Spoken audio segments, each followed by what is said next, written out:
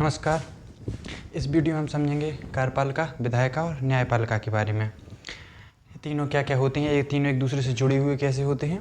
और न्यायपालिका, हमारे जो संविधान जब हमारा बना था तो उसमें न्यायपालिका को कार्यपालिका और विधायिका से अलग कर दिया गया पूर्णतः, ताकि जो हमारे लोक कल्याणकारी राज्य का सपना है गांधी जी का, और जो हमारे संविधान में डीपीएस में जो निर्देशक तत्व दिए गए हैं, जो निर्देश किए गए हैं, उनका सपना पूरा हो सके। इसलिए न्यायपालिका को, ताकि जो न्याय है वो सभी को समान रूप से वितरित किया जा सके। कोई भी ये ना हो कि कोई अगर मंत्री स्तर का आदमी है, कार्यपालिका का, विधायिका का आदमी है, तो उसके लिए न्याय अलग प्रकार का हो। इसलिए इन दोनों को न्यायपालिका से अलग कर दिया गया है। पहले हम इन तीनों को समझने से पहले थोड़ी समझ लेते हैं कि संसद और विधानमंडल, लोकसभा, राज्यसभा क्या होता है।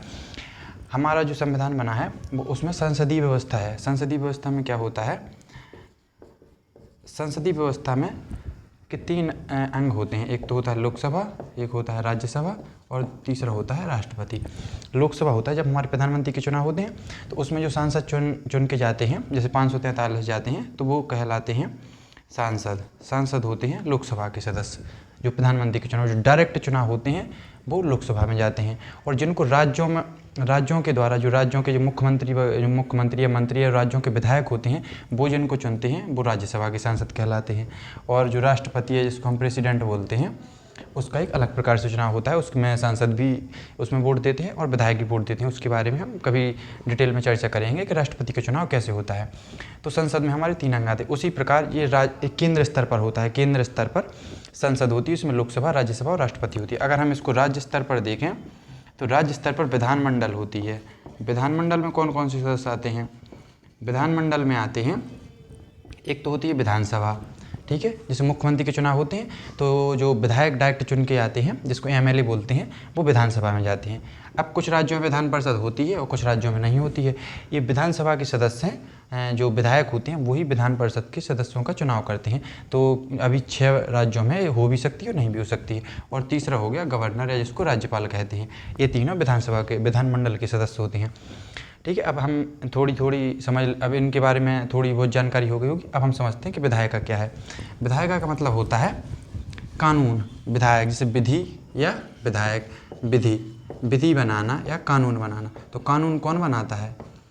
कानून का निर्माण। विधायिका का मतलब हो जो कानून का निर्माण करेगा वो इसमें आएगा, ठीक है। तो विधि कौन बनाता है? विधि जैसे हम केंद्र स्तर पर बात करें तो केंद्र स्तर पर संसद ही बनाती है, जिसमें लोकसभा भी आती है और राज्यसभा आती है, और राष्ट्रपति के फाइनल साइन होने के बाद वो विधेयक है वो पूर्णतः एक कानून का रूप ले लेता है। अब होता है राज्य स्तर पर। राज्य स्तर पर कौन आता है? राज्य स्तर पर विधानमंडल जिसे कहते हैं, उसमें विधानसभा से बिल पास हुआ, उसके बाद विधान परिषद जिसमें है, अगर नहीं है तो डायरेक्ट फिर गवर्नर के पास जाता है, ठीक है। कुछ स्थितियों में गवर्नर राष्ट्रपति को ही भेज देता है, वो अलग टॉपिक है। लेकिन इतना समझ में आ गया हो कि विधायिका में कौन कौन से आते हैं। केंद्र स्तर पर जो लोकसभा के, इनको सांसद कहते हैं, राज्यसभा के इनको भी सांसद कहते हैं, और राष्ट्रपति। और राज्य स्तर पर विधानसभा जैसे यूपी में 403 विधानसभा के सदस्य हैं, जिनको विधायक बोलते हैं या एमएलए बोलते हैं। विधान परिषद कुछ राज्यों में होती है, नहीं भी होती है। और गवर्नर, ये पूरे विधायिका के अंग कहलाएंगे, विधायिका के सदस्य कहलाएंगे, ठीक है। अब जो कानून बना है, जैसे कोई भी बिल आया है, जैसे किसी कानून आया है, दहेज अधिनियम कोई आया है, बिल बना है, अगर अब उसको बन तो गया है, संसद ने बना दिया, एक प्रस्ताव पारित हो गया, पूरा एक बिल हमारे सामने, एक ड्राफ्ट तैयार हो गया। अब उसको लागू भी कराना है। जैसे कृषि कानून अभी आए थे, जिनको सरकार ने वापस ले लिया है, तो अब उनको अगर लागू कराना है, तो लागू कराने में उनका विरोध हुआ था। तो लागू कराने का काम कौन करते हैं? लागू कराने का काम होता है इसमें कार्यपालिका का। लागू करना, कार्यपालिका करती है इनको लागू। कार्यपालिका भी 2 स्तर पर होती है। जब विधेयक कोई कानून है, अगर केंद्र स्तर पर बना है, तो केंद्र की जो सदस्य होते हैं या मंत्री होते हैं वो लागू करते हैं। तो अभी हम समझेंगे कौन लागू करता है। अगर राज्य स्तर पर है तो राज्य के व्यक्ति या मंत्री लागू करते हैं। तो केंद्र स्तर पर पहले समझते हैं कि अगर कोई कानून बना है तो केंद्र स्तर पर कौन लागू करेगा और राज्य स्तर पर कौन लागू करेगा। तो केंद्र स्तर पर कौन लागू करेगा? केंद्र स्तर पर इसमें सबसे प्रमुख कार्यपालिका का प्रमुख होता है, केंद्र राज्य सभी के स्तर पर सबसे प्रमुख होता है राष्ट्रपति। तो राष्ट्रपति है वो केंद्र के स्तर पर सबसे प्रमुख होता है। इसको लेकिन हमारे संविधान में नाम मात्र का मुखिया कहा गया है, क्योंकि इसकी जो वास्तविक शक्ति हैं वो प्रधानमंत्री के पास होती हैं, वो ही इनका यूज करता है। जब प्रधानमंत्री किसी कानून पर अगर एक बार संसद से पास करने के बाद राष्ट्रपति के पास भेजता है, तो राष्ट्रपति उस पर साइन अगर नहीं कर रहा है, दोबारा उसके पास भेजा है, लेकिन अगर दोबारा प्रधानमंत्री लोकसभा राज्यसभा से संसद से पास करने के बाद राष्ट्रपति के पास भेजता है, तो उसको साइन करने होते हैं। इसलिए राष्ट्रपति को नाम मात्र का मुखिया कहा गया है। उसके बाद आता है उपराष्ट्रपति और प्रधानमंत्री, इसको कहा गया है वास्तविक। ये भी कानून जो बना है उसको लागू करने का काम करता है। जैसे आपने देखा होगा कि कई बार कोई आदेश आते हैं कि कोई कानून बना है तो राष्ट्रपति के आदेशानुसार इसको इस राज्य में लागू किया जाए, या उपराष्ट्रपति के आदेशानुसार, या प्रधानमंत्री के, या कोई भी मंत्री है, जैसे कोई जल विभाग का मंत्री है या रक्षा मंत्री है, जैसे रक्षा मंत्री है, तो वो अगर कोई भी कानून अगर बना है, संसद से पास हुआ है, उसको लागू करना है तो रक्षा मंत्री अपने विभाग को आदेश देगा, तो विभाग उसको अपने सभी जगहों में उसको डिस्ट्रीब्यूट कर देगा और आदेश निकाल देगा कि ये काम करना है, इसको लागू करना है। मंत्री, तो मंत्री भी 3 प्रकार के मंत्री होते हैं। जो कैबिनेट मंत्री होते हैं, जिनके पास सबसे ज़्यादा शक्तियाँ होती हैं अपने विभाग की, जैसे किसी विभाग, रक्षा विभाग की हैं, तो जो रक्षा विभाग का जो मंत्री कैबिनेट मंत्री होगा उसके पास पूरी रक्षा का संपूर्ण जिम्मेदारी होगा। कुछ राज्य मंत्री होते हैं जो जैसे रक्षा विभाग के किसी विभाग से संबंधित अगर कोई काम है वो स्वतंत्र प्रभार दे दिया जाता है, उनको राज्य मंत्री कहते हैं। और कुछ उपमंत्री होते हैं, इनके पास कम शक्तियाँ होती हैं। अब राज्य स्तर पर इसी प्रकार अगर राज्य में कोई विधानसभा, विधान परिषद और गवर्नर के द्वारा कोई कानून लागू हुआ है, मुख्यमंत्री ने या विधानमंडल ने कोई भी कानून लागू की, मतलब पास किया है कोई भी कानून, तो उसको भी लागू करना होगा, तो वो राज्य में लागू होगा। ठीक है, तो राज्य, जैसे उत्तर प्रदेश ने कोई कानून लागू किया है तो उत्तर प्रदेश में लागू होगा, उड़ीसा में तो लागू होगा नहीं, तो उत्तर प्रदेश में कौन उसको लागू करेगा? सबसे प्रमुख होगा इसमें राज्यपाल। राज्यपाल कार्यपालिका का प्रमुख, और राज्यपाल के बाद मुख्यमंत्री, मुख्यमंत्री इसमें कार्यपालिका का वास्तविक प्रमुख, और राज्यपाल नाम मात्र का प्रमुख। और इसके बाद यहाँ पर भी जो मंत्रिपरिषद होती है वो यहाँ पर भी राज्य में होती है। अब मंत्रिपरिषद का मतलब क्या होता है? जैसे लोकसभा और राज्यसभा में और विधानसभा, विधान परिषद में कुछ सदस्य ऐसे होते हैं, जब जैसे प्रधानमंत्री का चुनाव हुआ 543 सदस्य सांसद बन के गए, कुछ पक्ष के भी गए, कुछ विपक्ष के गए, कुछ बीजेपी की, कुछ कांग्रेस की, और कुछ आम आदमी पार्टी, कुछ अन्य पार्टियों के सदस्य भी गए, चयनित हो गए। लेकिन जब जिसकी सरकार बनी, जैसे बीजेपी की सरकार बनी, तो बीजेपी सभी को तो मंत्री नहीं बना सकता है।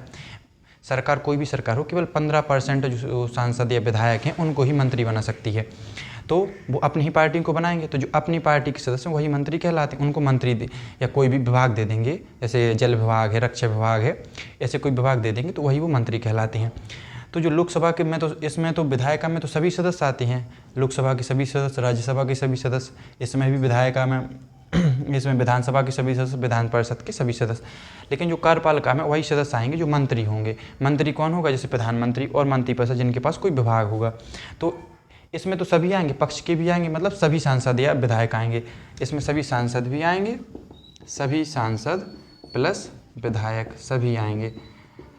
और इसमें कौन आएगा? इसमें केवल वही आएगा जिसके पास मंत्री को पद होगा, या प्रधानमंत्री आते हैं, राष्ट्रपति, उपराष्ट्रपति, राज्यपाल, मुख्यमंत्री, यही सदस्य आएंगे। तो कोई भी सदस्य विधायिका, जब वो कानून लागू करना है या संसद में बहस चल रही है, उस समय अगर जैसे प्रधानमंत्री या कोई मंत्री है, जैसे अमित शाह, राजनाथ सिंह हैं, तो वो विधायिका का अंग कहलाएंगे। जब वो कोई कानून लागू कराने के लिए अपने क्षेत्र में जा रहे हैं तो वो कार्यपालिका का अंग कहलाएंगे। तो एक ही सदस्य विधायिका का भी अंग हो सकता है और कार्यपालिका का भी अंग हो सकता है। ठीक है, अब इसमें कुछ होते हैं, कुछ स्थायी होते हैं, कुछ अस्थायी होते हैं। केवल यही लोग लागू नहीं करते हैं, ये मंत्री हो गए, ये लोग तो लागू करते हैं। अब कुछ होते हैं जैसे कलेक्टर हो गए, या कुछ अपने विभाग के प्रमुख हो गए, जैसे तहसीलदार या जिला शिक्षा अधिकारी, जो अपने विभाग का प्रमुख होता है वो भी इनको लागू करता है। तो कुछ होते हैं स्थायी और कुछ होते हैं अस्थायी जो लागू करते हैं। स्थायी में कौन आता है? स्थायी में जिनकी उम्र, जो एक बार चयन, जिनको परीक्षा के माध्यम से एक बार चयन कर लिया गया, और उनको अपने जब उनकी रिटायरमेंट के बाद ही वो बाहर होते हैं 62 वर्ष या 60 वर्ष के बाद, तो वो कहलाते हैं स्थायी सदस्य। और अस्थायी सदस्य कौन कहलाते हैं? जो मंत्री लोग होते हैं वो अस्थायी सदस्य कहलाते हैं, वो कार्यपालिका के हों या विधायिका के हों। तो जो स्थायी होते हैं वो अपनी उम्र या रिटायरमेंट के बाद ही बाहर होते हैं, और जो अस्थायी होते हैं, जो मंत्री लोग होते हैं, उनको अस्थायी सदस्य कहा जाता है। ठीक है, अब हम समझ लेते हैं कि न्यायपालिका, न्यायपालिका को विधायिका और कार्यपालिका से अलग रखा गया है, ताकि जो हमारा लोक कल्याणकारी राज्य है या हमारे जो संविधान में मौलिक अधिकार दिए गए हैं, हमको कुछ अधिकार दिए गए हैं संविधान में, उनका किसी भी स्तर पर उल्लंघन ना हो। इसके लिए हमारे आर्टिकल 13 में कहा गया है कि अगर कोई भी ऐसा कानून या विधेयक है, अगर वो मौलिक अधिकार का किसी भी स्तर पर हनन करता है, तो उसका जितने स्तर पर वो हनन करता है उसको हटा दिया जाएगा, उसको असंवैधानिक घोषित कर दिया जाएगा।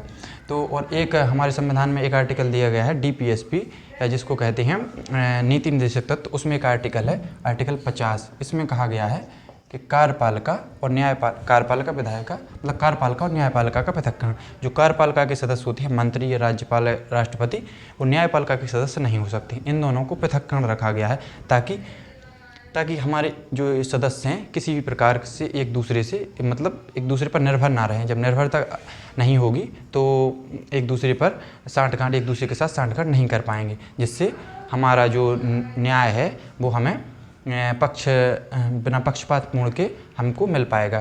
तो न्यायपालिका की जो न्यायपालिका हमारे देश में रखी गई है, हमारे संविधान में, वो एकीकृत रखी गई है। एकीकृत का मतलब होता है एक हायरार्की में है।